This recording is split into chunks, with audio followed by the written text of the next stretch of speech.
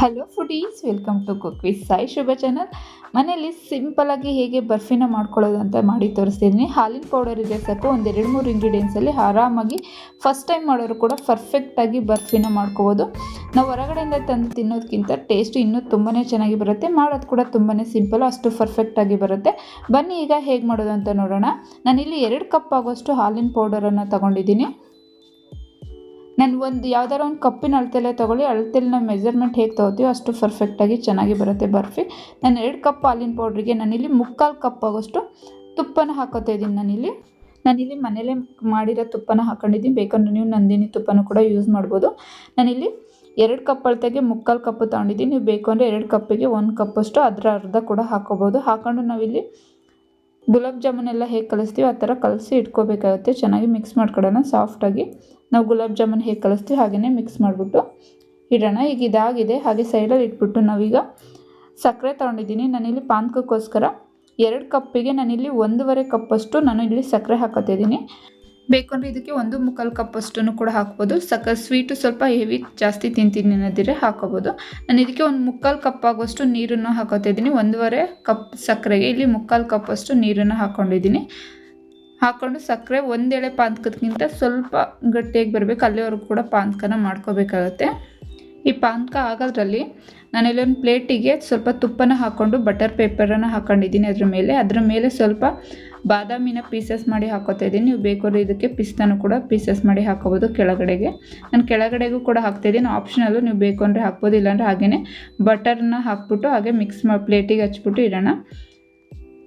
ಸಕ್ಕರೆ ಪೂರ್ತಿಯಾಗಿ ಕರಗಿದೆ, ಪಾನಕ ಕೂಡ ಸ್ವಲ್ಪ ನೋಡಿ ಈ ಥರ ಸ್ವಲ್ಪ ಒಂದೇಳೆ ಪಾನಕಕ್ಕಿಂತ ಕಾಣಿಸ್ತಿದೆ ಅನ್ಕೋತೀನಿ. ಸ್ವಲ್ಪ ಗಟ್ಟಿಯಾಗಿ ಬಂದಿದೆ.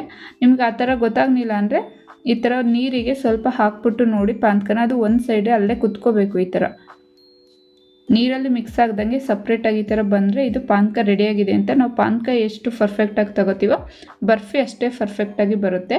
ಈಗ ಇದನ್ನು ನಾವು ಹಾಕೋತಾ ಇದ್ದೀನಿ ಇದಕ್ಕೆ ಪೌಡರನ್ನು. ನಾನು ಪೌಡರ್ ಹಾಕೋದು ವಿಡಿಯೋ ಮಿಸ್ ಆಗಿದೆ, ಸ್ಕಿಪ್ ಆಗಿದೆ. ನಾನು ಹಾಕ್ಕೊಂಡು ಚೆನ್ನಾಗಿ ಮಿಕ್ಸ್ ಮಾಡ್ಕೊತೀನಿ. ಲೋ ಫ್ಲೇಮಲ್ಲೇ ಇಟ್ಕೊಂಡು ಚೆನ್ನಾಗಿ ಬರ್ಫಿನ ಚೆನ್ನಾಗಿ ಕೈ ಬಿಡ್ದಂಗೆ ತಿರುಗಿಸ್ಕೋಬೇಕಾಗುತ್ತೆ ಹಾಲು ಪೌಡರನ್ನು. ತಳ ಮಂದೆ ಇರುತ್ತಲ್ಲ ಆ ಥರ ಪಾತ್ರೆಯಲ್ಲಿ ಮಾಡಿ, ಇಲ್ಲಾಂದರೆ ತಳ ಹಿಡಿಯುತ್ತೆ, ಅದಕ್ಕೋಸ್ಕರ. ಬರ್ಫಿ ಈಗ ರೆಡಿಯಾಗಿದೆ ನೋಡಿ. ಬಾಣಲಿನ ಈ ಥರ ಬಿಟ್ಟು ಬರಬೇಕು. ಈ ಥರ ಬಿಟ್ಬಿಟ್ಟು ಬರ್ತಾಯಿದೆ ಅಂದರೆ ಪರ್ಫೆಕ್ಟಾಗಿ ರೆಡಿಯಾಗಿದೆ ಅಂತ.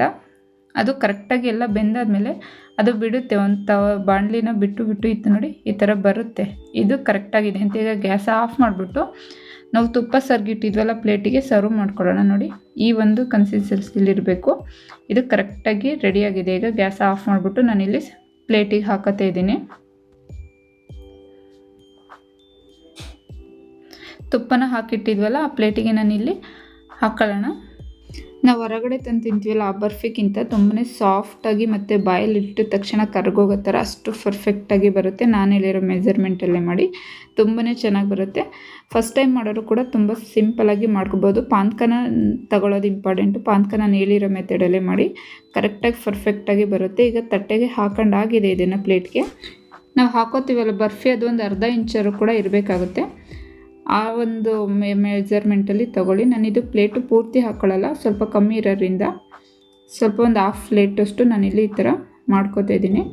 ಇದು ಸ್ವಲ್ಪ ತಣ್ಣಗಾದ್ಮೇಲೆ ಗಟ್ಟಿಯಾಗಿ ಬರುತ್ತೆ. ಒಂದು ಅರ್ಧ ಇಂಚು 3/4 ಇಂಚು ಬರೋ ಥರ ಬರ್ಫಿನ ನಾವಿಲ್ಲಿ ರೆಡಿ ಮಾಡ್ಕೊಳ್ಳೋಣ. ಇದು ತಣ್ಣಗಾಗಬೇಕು. ನಾವು ಕೈಲಿ ಉಗುರು ಬೆಚ್ಚಗಾಗೋಷ್ಟು ತಣ್ಣಗಾಗೋವರೆಗೂ ಕೂಡ ಬಿಡೋಣ. ಆಮೇಲೆ ಪೀಸಸ್ ಆಗಿ ಕಟ್ ಮಾಡ್ಕೋಬೇಕಾಗತ್ತೆ. ನೋಡು ಗಟ್ಟಿ ಕೂಡ ಆಗುತ್ತೆ. ತುಂಬ ಏನು ಟೈಮ್ ತೊಗೊಳ್ಳಲ್ಲ, ಒಂದು ಅರ್ಧ ಗಂಟೆ 3/4 ಗಂಟೆಲಿ ಸ್ವಲ್ಪ ಸೆಟ್ ಆಗುತ್ತೆ ಅದು. ಈಗ ಇದಕ್ಕೆ ನಾನಿಲ್ಲಿ ಬಾದಾಮಿ ಪೀಸಸನ್ನು ಹಾಕೋತಾ ಇದ್ದೀನಿ. ಮೇಲೂ ಕೂಡ ನೀವು ಬೇಕು ಅಂದರೆ ಪಿಸ್ತಾನು ಕೂಡ ಕಟ್ ಮಾಡಿ ಹಾಕೋಬೋದು. ನಿಮ್ಗೆ ಎಷ್ಟು ಬೇಕು ಅನಿಸುತ್ತೆ ಅದನ್ನು ಹಾಕ್ಕೊಂಡು ಈಗ ಕೈಯಲ್ಲಿ ಮುಟ್ಟಿರೆ ಬಿಸಿ ಇರೋ ಟೈಮಲ್ಲೇ ನಾವು ಇದನ್ನು ಪೀಸಸ್ ಆಗಿ ಕಟ್ ಮಾಡ್ಕೋಬೇಕಾಗುತ್ತೆ. ಪೂರ್ತಿ ತಣ್ಣಗಾದಾಗ ಕಟ್ ಮಾಡ್ಕೋಬಾರ್ದು. ಸ್ವಲ್ಪ ಕೈಯಲ್ಲಿ ಮುಟ್ಟು ನೋಡಿದರೆ ಸ್ವಲ್ಪ ಬಿಸಿ ಇದೆ ಅನ್ನೋ ಟೈಮಲ್ಲೇ ಪೀಸಸ್ ಮಾಡಿ ಇಟ್ಕೊಂಡ್ರೆ ಆಮೇಲೆ ಪೂರ್ತಿಯಾಗಿ ತಣ್ಣಗಾದ್ಮೇಲೆ ಎತ್ಕೊಳ್ಳೋದಕ್ಕೆ ಸಿಂಪಲಾಗಿ ಈಸಿಯಾಗಿ ಬರುತ್ತೆ. ನೋಡಿ ಈ ಥರ ಪೀಸಸ್ ಮಾಡ್ಕೊಳ್ಳೋಣ. ತುಂಬಾ ಚೆನ್ನಾಗಿ ಬರುತ್ತೆ ಪೀಸಸ್ಸು. ನಿಮಗೆ ಯಾವ ಟೈಪಲ್ಲಿ ಬೇಕು ಅನಿಸುತ್ತೆ ಆ ಟೈಪಲ್ಲಿ ಪೀಸಸ್ ಆಗಿ ಕಟ್ ಮಾಡ್ಕೋಬೋದು.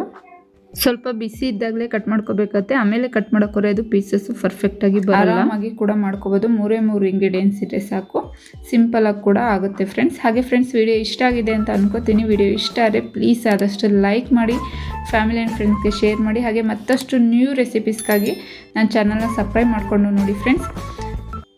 ನೋಡಿ, ಈಗ ತಣ್ಣಗಾಗಿದೆ. ನಾನಿಲ್ಲಿ ಒಂದೂವರೆ ಗಂಟೆ ಟೈಮ್ ಬಿಟ್ಟಿದೆ, ಪೂರ್ತಿಯಾಗಿ ಕೂಡ ತಣ್ಣಗಾಗಿದೆ. ನಾನೀಗ ಇದನ್ನು ಪೀಸಸ್ ತೋರಿಸ್ತೀನಿ ನೋಡಿ. ಈ ಥರ ಪ್ಲೇಟ್ ಕವರನ್ನು ಈ ಥರ ಎತ್ತಿರ ಬಟರ್ ಪೇಪರನ್ನು ಅದೇ ಆಟೋಮೆಟಿಕ್ಲಿ ಪೀಸಸ್ ಆಗಿ ಬರುತ್ತೆ, ನೋಡ್ಬೋದು. ನೋಡಿ ಎಷ್ಟು ಸಾಫ್ಟಾಗಿ ಬಂದಿದೆ ಅಂತ. ನಾನೊಂದು ಮುರಿದು ತೋರಿಸ್ತೀನಿ. ಒಂದು 10 ಡೇಸ್ ಇಟ್ಟು ಕೂಡ ಸ್ಟೋರ್ ಮಾಡಿ ತಿಂದರೂ ಕೂಡ ಅಷ್ಟೇ ಸಾಫ್ಟ್ನೆಸ್, ಅಷ್ಟೇ ಮೃದುವಾಗಿ ಕೂಡ ಇರುತ್ತೆ. ನಾನು ಇಲ್ಲೊಂದು ಪೀಸ ಮುರಿದು ತೋರಿಸ್ತೀನಿ ಎಷ್ಟು ಚೆನ್ನಾಗಿ ಬಂದಿದೆ ಅಂತ. ಇಲ್ಲಿ ನೋಡಿ, ಈ ಸಲ ನ್ಯೂ ಇಯರ್ಗೆ ನೀವು ಕೂಡ ಮನೇಲೇ ಮಾಡ್ಬೋದು. ತುಂಬ ಸಿಂಪಲಾಗಿ ಒಂದು ಹಾಫ್ ಆನ್ ಅವರಲ್ಲೂ ಕೂಡ ರೆಡಿ ಆಗುತ್ತೆ. ನೀವು ಕೂಡ ಮಾಡಿ ಹೇಗೆ ಬಂತು ಅಂತ ಕಮೆಂಟ್ ಬಾಕ್ಸಲ್ಲಿ ಕಮೆಂಟ್ ಮಾಡಿ ಫ್ರೆಂಡ್ಸ್. ಹಾಗೆ ಮತ್ತೊಂದು ನ್ಯೂ ರೆಸಿಪಿಯೊಂದಿಗೆ ನಾನು ನಿಮ್ಮನ್ನು ಮೀಟ್ ಮಾಡ್ತೀನಿ. ಅಲ್ಲಿವರೆಗೂ ನಮಸ್ಕಾರ.